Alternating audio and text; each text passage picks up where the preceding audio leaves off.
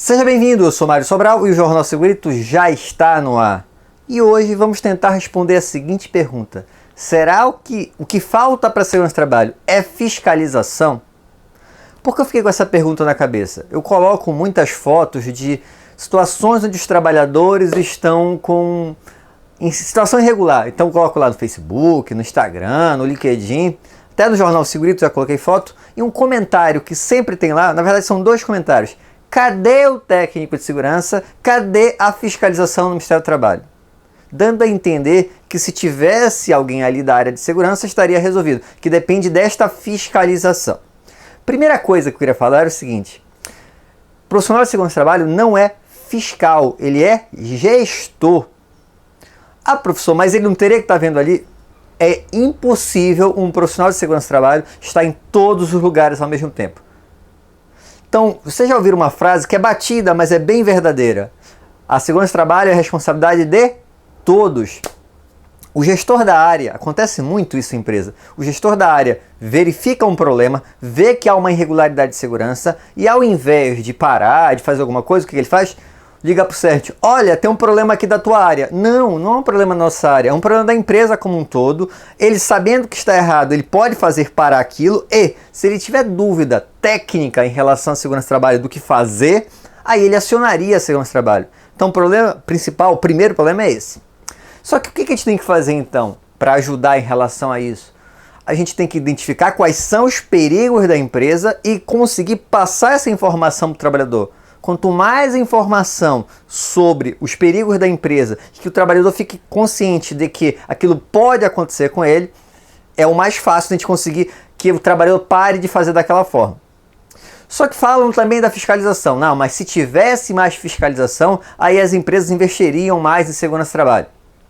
Isso também não é bem verdade. Imagina o seguinte: imagina que tivesse 10 fiscais a mais, 10 vezes mais fiscais do que temos hoje. Ainda assim não iria resolver. Explico por quê. Imagina uma situação que vocês conhecem. Tem lá um sensor de velocidade, está lá na estrada, o motorista, aí tem um sensor de velocidade. O que ele faz? Desacelera. Aí passou o sensor, ele vai e acelera, mete pé. Chegou outro sensor, tem lá a plaquinha, desacelera. Percebe que é só quando tem a fiscalização? Ah, professor, é isso que a gente estava falando, depende de fiscalização. Não. Quando não está presente, ele não faz. É similar a uma empresa onde, quando o técnico passa, o cara coloca o protetor, por exemplo. O técnico foi embora, tira. Ah, mas com a fiscalização seria assim também? Seria. Quando chegou o fiscal lá na portaria, o auditor fiscal do Ministério do Trabalho está lá na portaria, o que acontece? Para aquela máquina, arruma aí, maqueia aí a produção. O cara foi embora, pode voltar a trabalhar todo mundo. Percebe que não depende da fiscalização, é uma questão de cultura. A gente precisa mudar a cultura de segurança, e parte depende daquilo que eu estava falando, de passar informação para o trabalhador.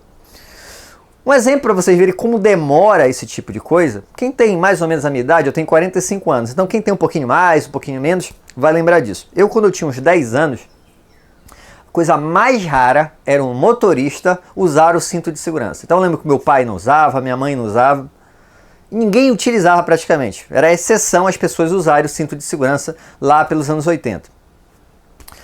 Passou um tempo, aí chegou uma legislação que começaram a multar. E o que acontecia? Quem viveu nessa época vai lembrar. Lá tem um guarda de trânsito, corre e coloca o cinto. Passou o guarda de trânsito, solta o cinto. Tá? Então percebe que a fiscalização não mudou. Porém, em paralelo à fiscalização, houveram dezenas de campanhas mostrando: olha, numa situação de acidente a pessoa pode morrer, já teve casos de pessoas que ficaram tetraplégicas, várias consequências. E as pessoas começaram a perceber que aquilo poderia acontecer com elas. Passaram-se aí 2 décadas, 2, 3 décadas, e aí as pessoas: ah, tá, quer dizer que isso pode acontecer comigo. E hoje em dia não é 100%, mas boa parte das pessoas passaram a usar o cinto de segurança. Não existem soluções imediatas. Por exemplo, as pessoas estão assim achando que o social vai revolucionar. Pode até acontecer, mas não vai ser ano que vem, nem no ano seguinte. Vai demorar um tempo. Não é a fiscalização, é a mudança de cultura. O cara que faz errado há 10 anos, não é uma obrigatoriedade instantânea que vai fazer ele passar a fazer certo. Primeiro, porque ele não sabe fazer. E segundo, vai ter um período aí de adaptação. Ok?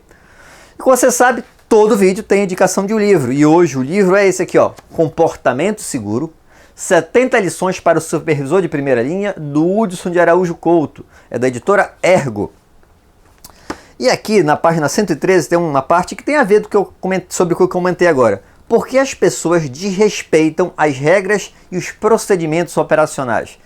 Tem vários itens, vou ler 3 itens. Primeiro, os procedimentos existem só no papel, mas na realidade as tarefas são feitas de forma diferente. Então é muito comum as empresas terem procedimentos, tá lá no papel, tudo bonitinho, tem que fazer dessa forma, só que na prática ninguém cobra daquele jeito. Então do que adianta ter no papel? Então eu preciso colocar no papel, mas eu preciso treinar esse trabalhador. E na hora que ele não faz errado, é muito comum o seguinte: ah, mas ele sabia como é que deveria ser feito. Sim, mas você estava cobrando isso? Você tinha orientado, ele estava fazendo a cobrança? Lembra lá, capítulo 5 da CLT. Cumprir e fazer cumprir as normas de segurança. O outro item. O procedimento não está na cabeça das pessoas que deveriam fazer uso. Então acontece muito o seguinte também, a gente treinou o trabalhador, por exemplo, estamos em 2018, em 2015 a gente fez um treinamento, passando tudo. E aí esse ano ele não fez aquilo ali, não seguiu o procedimento e sofreu um acidente. Ah, a culpa dele, foi treinado, ele sabia, coisa e tal. Vocês todos já passaram por uma sala de aula. Vocês lembram de tudo que os professores falaram? Tem coisa que vocês têm assunto que talvez vocês não lembrem nem da cara do professor. Se a gente precisa, e a gente estuda esse negócio, se a gente depende de relembrar, de ver de novo, para fixar uma informação, com o trabalhador não é diferente. Então a reciclagem de treinamentos é essencial e muitas empresas esperam que um treinamento que foi dado ano passado ou no início do ano, isso aí fixou na cabeça do trabalhador e nunca mais ele vai esquecer. Não existe isso. E o outro item, pessoas novatas não conhecedoras de todos os procedimentos necessários. O cara entrou, fez o treinamento. Só que tem muita empresa que tem muita contratação e demissão. Nem dá tempo de treinar o suficiente. Então, às vezes as pessoas entram e saem e não receberam o treinamento. Não tem uma orientação. E o novato, às vezes, ele deveria, lógico, ter esse treinamento na entrada. Não, olha, não deu tempo, daqui a 3 meses. E nesse meio tempo acontece o problema. Então percebe que há diversos fatores que também ajudam para que o trabalhador não siga determinado procedimento. Espero que tenham gostado. Se gostaram, já sabe, né? Curte e compartilha. E tem alguma dúvida? Coloca aí nos comentários ou manda e-mail para sobralj@hotmail.com. Um abraço e até o próximo programa.